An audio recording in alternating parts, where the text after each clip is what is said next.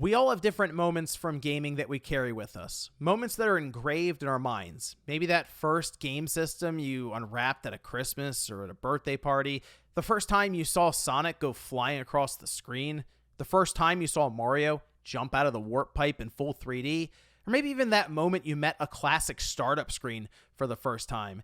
These moments are so distinctly different to each of us, but they're so easy for a stranger to understand that feeling if you grew up in gaming.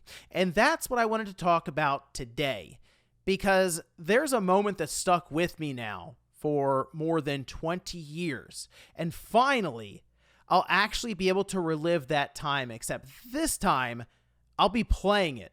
Yeah, that's right. We're going to be going back to 2003. There's a little event called E3, and a certain game was shown off for the first time.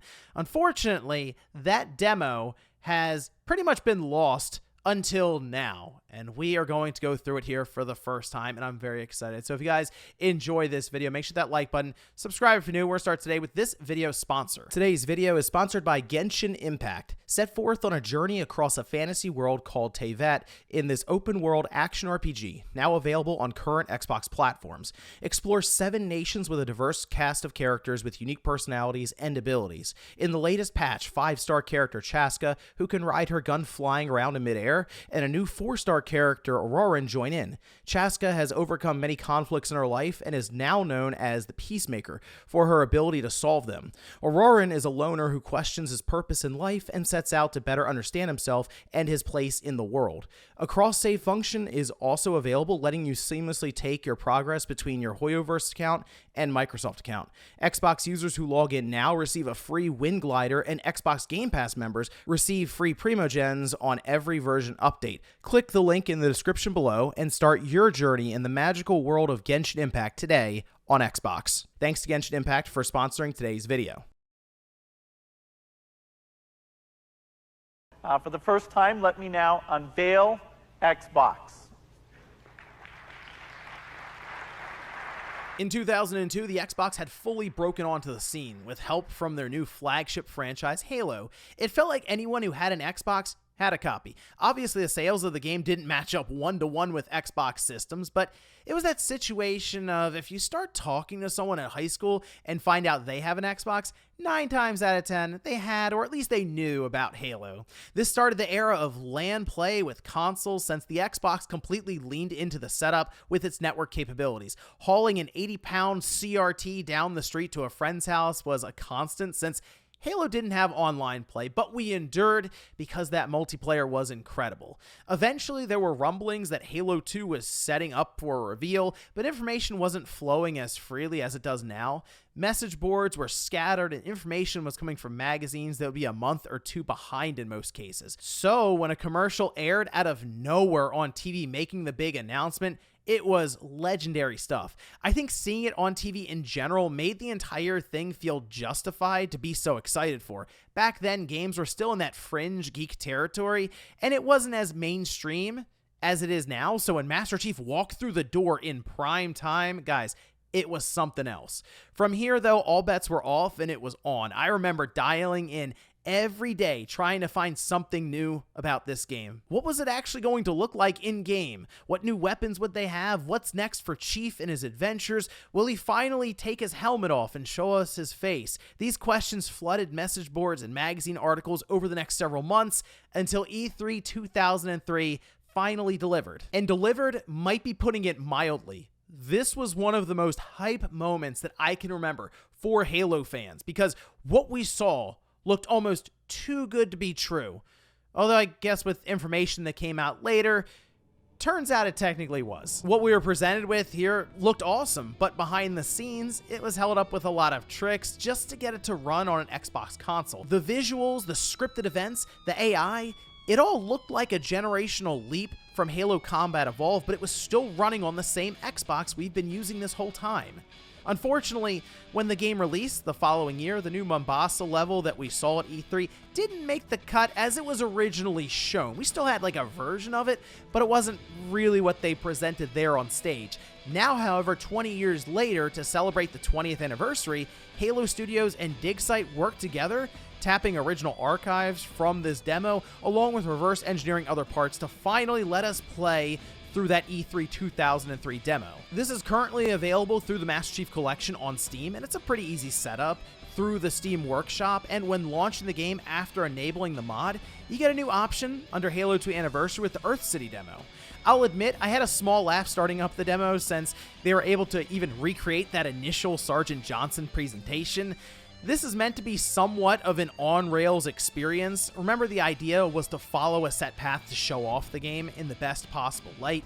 Scripted events with NPCs were shown immediately when you arrive as Chief, and I remember it stuck out so much when I first saw this, since it worked to build out the war zone and the human aspect to it. It made the computer control characters feel more alive, and while it looks super primitive now, this just wasn't as common back then. I mentioned the visuals were crazy for Halo 2 when it released, and the moment where I had that next-gen feeling was when Chief jumped on the turret and it showed him in third person mowing down Covenant. The Spartan armor with the lighting looked mind-blowing. Remember, we were coming off of Halo Combat Evolved, which I thought looked great then, but this was on a whole new level. Oh, and check this out.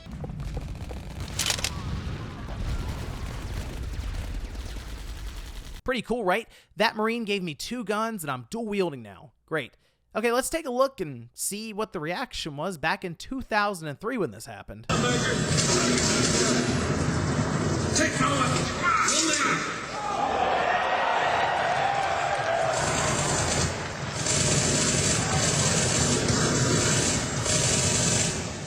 See?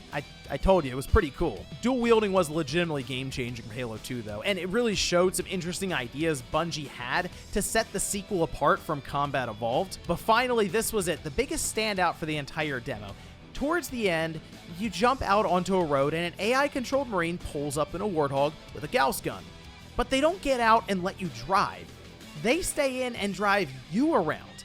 I really wish I could explain to you how big of a deal this was. It was incredibly impressive to think that the AI could actually drive us around in the game while we got to cause the destruction with a massive gun on the back of the Warthog. In the first Halo, you were pretty much the designated driver at all times, and you'd have to hope that the Marine who was on the gun at the time for the Warthog would actually be able to take out the different enemies around you. Then to close out, Chief hijacks a Ghost, which is something we couldn't do in the first Halo, and I messed this up here. Didn't time the grab right, so the Ghost just sort of sat there until I walked up and stole it. But anyway, after kicking the Brute to the curb and started speeding down the highway and the Ghost, the final cutscene is triggered, ending the demo.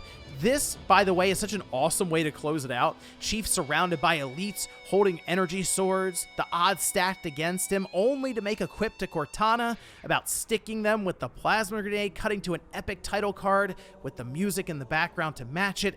I mean, just legendary stuff here.